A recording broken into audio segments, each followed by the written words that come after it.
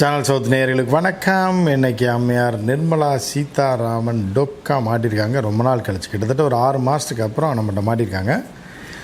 So பெரிய பில்டப்லாம் நடந்துச்சு. சம்பந்தமே இல்லாமல் மூப்பனார் என்கிற ஒரு மாமனிதர், அவர் காங்கிரஸ் தலைவராக இருந்தவர். இந்த ஜென்ரேஷனில் உள்ளவங்களுக்கு மூப்பனார்னால் யாருன்னே தெரியாது. அவர் இறந்து 4 நூற்றாண்டு ஆயிடுச்சு, 24 வருஷம் ஆயிடுச்சு. இப்போ சங்கிகள் பூரா என்ன பண்ணியிருக்காங்கன்னா, தேனாம்பேட்டையில் உள்ள 24 வருஷம் ஆச்சு அவர் இறந்து. தேனாம்பேட்டையில் உள்ள அவர் சமாதியை தூசிலாம் தட்டி அங்கே மாலை மரியாதைலாம் செஞ்சுட்டு போகிறேன். ஒரு 25 வருஷம், 10 வருஷம், 15 வருஷம்னா பரவாயில்ல, ரவுண்டாக. ஏன்னா மூப்பனார் தன் வாழ்நாள் ஒரு விஷயத்தை சொல்லிட்டு நம்ம ஆரம்பிக்கிறோம். மாமியை என்னென்ன பண்ணியிருக்கின்றத கடைசி வரைக்கும் நீங்கள் பாருங்கள். ரொம்ப காமெடியாகவும் ரொம்ப கோமாளித்தனமாகவும் கேலி கூத்தாகவும் இருக்கும்.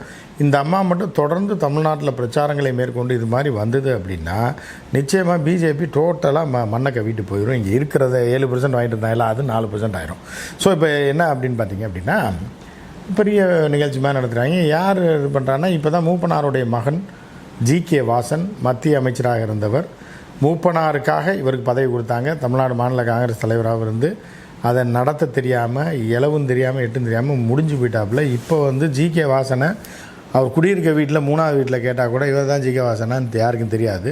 அப்படிப்பட்ட ஒரு நபரை மூப்பனார் பேரை சொல்லி அகில இந்திய அரசியலில் கொண்டு போய் எதாவது பேச்சுவார்த்தைக்கு உதவுவார் அப்படின்ற மாதிரி என்ன பண்ணாங்கன்னா, ஏடிஎம்கேல எம்பி சீட்டு கொடுத்தாங்க, இப்படிலாம் கொடுத்தாங்க, எல்லாம் பண்ணாங்க. இப்போ பாரதிய ஜனதா கட்சி எப்போவுமே அடுத்தவனை ஆட்டையை போடுறது, தன்னோட எதிரிகளை கூட, எதிரிகளோட தாய் தந்தை, எதிரிகளுடைய பிள்ளைகளை ஆட்டையை போடுறது தான் இவங்களோட வழக்கம். அப்படின்றது மூப்பனார் தன்னுடைய வாழ்நாள் முழுவதும் பாரதிய ஜனதா கட்சிக்கு எதிராக அந்த கட்சி வந்துவிடக்கூடாது, அவர்கள் கொள்கைக்கு எதிராக வாழ்ந்த ஒரு மனிதர். அவரை இவங்க இதுன்ட்டாங்கன்னா, மூப்பனார் மாமனிதர். அவர் என்ன அவர்னா பிஜேபியில் இருந்தாரா, இல்லை பிஜேபி சப்போர்ட் பண்ணாரா? பிஜேபியை அழித்தொழிக்க வேண்டும் என்ற கொள்கையோடு வாழ்ந்தவர் மூப்பனார். தமிழ்நாடு காங்கிரஸ் கமிட்டியில் சாக வரைக்கும் கட்சி மாறாமல் இருந்தவர். ஸோ அவரை கொண்டு போய் இவங்க வாயில் போட்டுறாங்க. யாருக்கு காரணம் என்னென்னா மகன். ஏன்னா ஸோ இந்த மகன் என்னென்னா இப்போ ஆகாவலியாகி 10 பேர் கூட இல்லை. அப்படிப்பட்டவர் தான் ஜி.கே. வாசன். ஜி.கே. வாசன் 3வது வீட்டுக்காரனு கூட தெரியாதுன்றது தான் தற்போதைய உண்மை. இப்போ உள்ள இந்த ஜென்ரேஷனில் பார்த்திங்கன்னா, விஜய் அஜித்தை தெரிஞ்சவர்களுக்கு கூட ஒரு 7-8% இருப்பாங்க ஓட்டர்ஸில். ஜி.கே. வாசனை தெரிஞ்சவங்க 0.01% கூட இருக்க மாட்டாங்க அப்படின்றது தான் உண்மை. ஸோ அந்த ஜி.கே. வாசன் ஆட்டையை போட்டால் காங்கிரஸ் கட்சியே உடச்சி பாதி இவர்கள் கட்டுப்பாட்டில் இருக்கிற மாதிரி, அதாவது வாத்து நினைக்குமா, மேலே வானத்தை நோக்கி சுட்டால் நம்மளை சுட்டு அவங்க செத்துட்டோன்னு நினச்சி ரொம்ப நேரம் கண்ணை மூடி பார்த்துட்டுமா, அப்புறம் முடிச்சு பார்த்தா நம்ம சாகலைன்னு நினச்சிட்டு இருக்கோம். ஸோ அந்த மாதிரி நிர்மலா சீதாராமன் என்ன சொல்லியிருக்காப்புல அப்படின்னா, மூப்பனார் பிரதமராகணும்ன்ற நிலை வந்துச்சான் இந்தியாவில். அதை திமுக தடுத்துருச்சான். அதை மறைமுகமாக சொல்கிறேன், திமுக தடுத்து துரோகம் பண்ணிடுச்சான். ஒரு தமிழர் இல்லைன்னா பிரதமர் ஆகிருப்பாராம். இந்த இதை மட்டும் கேட்டிருக்கேன், நான் அதுக்கு அடுத்து டிஃபைன் பண்ணுறேன். அந்த மாதிரி ஒரு ஆளுமை உள்ள மூப்பனார் தமிழ்நாட்டுக்கே பெருமை சேர்க்கும் அளவில் பிரதம மந்திரியாக ஆக வேண்டிய ஒரு சந்தர்ப்பம் உருவாச்சு. பாரதிய ஜனதா கட்சியின் முன்னாள் தலைவர் அண்ணாமலை அவர்கள் அதை எடுத்து சொன்னார். ஆனா அவர் பிரதமரா ஆக வேண்டிய அந்த தருணத்தில் ஆக விடாம தடுத்த சக்திகள் யாருன்னு கூட நம்மளுக்கு எல்லாருக்கும் தெரியும். இன்னைக்கு தமிழ்நாடு, தமிழ் கல்ச்சர், தமிழ் புகழ் அப்படின்னு திருப்பி பேசுறவங்க ஒரு தமிழனை பிரதமர் ஆக வேண்டிய அந்த தருணத்தில் ஆதரவு தராம தடுத்தாங்க. இதையும் நம்ம மனசுல வச்சுக்கணும். கேட்டீங்களா? மூப்பனார் காலம் பூரா பாஜக எதிரி.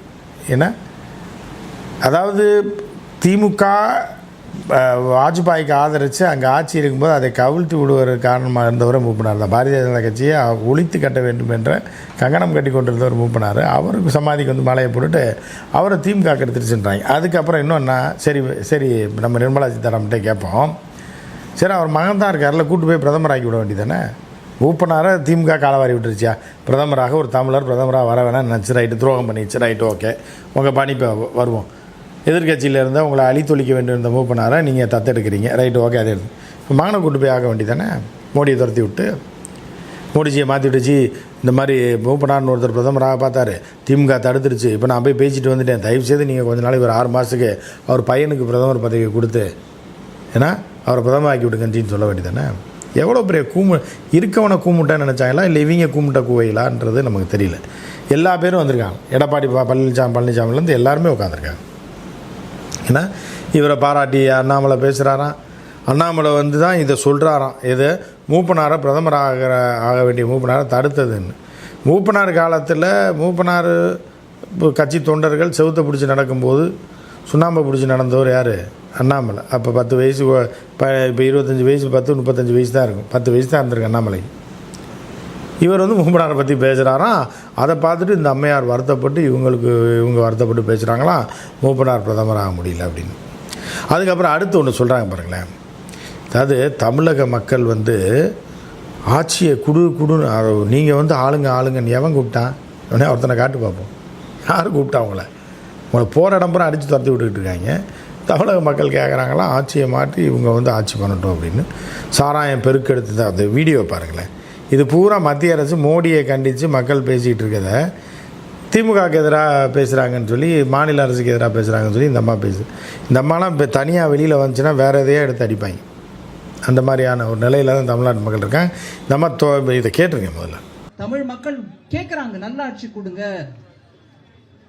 ட்ரக்ஸ் எங்களுக்கு வேண்டாம், சாராயம் தண்ணியோட கேடு கட்ட நிலையில பரவுது, ஒரு குடும்பம் பழச்சிக்கிட்டு இருக்கு, தமிழ் மக்களுக்கு அதனால ஒரு ஆதரவும் இல்லை அப்படிங்கிற அந்த நிலைமை வந்த போது மக்கள் எல்லாருக்கும் தொண்டாட்டுவது நம் கடமை. அதனால நான் உங்க எல்லாருக்கும் சிரம் தாழ்த்தி கை கூப்பி கேட்கறது என்னன்னா, இந்த கூட்டணியை நல்லபடியா நடத்தணும். இந்த கூட்டணியின் மூலமாக மக்களுக்கு நம்ம செய்ய வேண்டிய இந்த தொண்டை ஆற்றணும். இதுல சின்ன சின்ன உட்பூசல்களை பத்தி நம்ம பெரிய கவலைப்பட வேண்டாம். இப்படி வந்து வாய்க்கு வந்ததெல்லாம் புழுகி விட்டு போயிருக்கு, புழுகு மூட்டை. ஸோ இதில் வந்து பூரா தலைவர்கள் அவங்க பூரா இப்போ பல கட்சி தலைவர்கள் வந்துருக்கு, எல்லாமே ஆகாவலி. ஏன்னா ஆகாவலிகளையாக கூட்டு வச்சுட்டு ஒரு சமாதியில் வச்சுட்டு பாஜகவுக்கு எதிராக இருந்த ஒரு தலைவரை தங்களோட தலைவராக்கி அவர் மகனை கைக்குள்ளே போட்டுட்டு பிள்ளைனா பிடிச்சி உள்ளே போட்டுருவேன், ஏன்னா ஊழல் வழக்குகள்லாம் நிறையா பிரச்சனைகள்லாம் இருக்குது, ஒரு மத்தியஸ்தனாக பயன்படுத்திக்கலாம்னு சொல்லி வச்சுக்கிட்டு இந்த வேலையை கொண்டு போய் வீட்டில் வச்சுக்க வேண்டியதானே. நிர்மலா சீதாராமன் சும்மா தானே இருக்கார், அவர் பெரிய பங்களா வீடு தானே இருக்காங்க, போய் ஒரு வீட்டில் வச்சு வளர்க்க வேண்டியதானே. ஜிகே வாசனை வளர்த்துட்டு அப்புறம் ஜியை தூக்கி விட்டு ஜிகிட்ட கேட்டுக்கிட்டு முதலமைச்சர் பிரதமர் ஆகிட வேண்டியதானே. இல்லைன்னா அமித்ஷாவை தூக்கி விட்டுட்டு உள்துறை அமைச்சர் ஆனாலும் ஆக்கலாம்ல. இல்லை இந்த அம்மா மூப்பனாரை தான் அவங்க ஆக்கலை, நான் என் பதவியை ரிசைன் பண்ணிவிட்டு ஜிகே வாசனை வந்து நிதியமைச்சர் ஆக்கிறேன்னு ஆக்க வேண்டியதானே.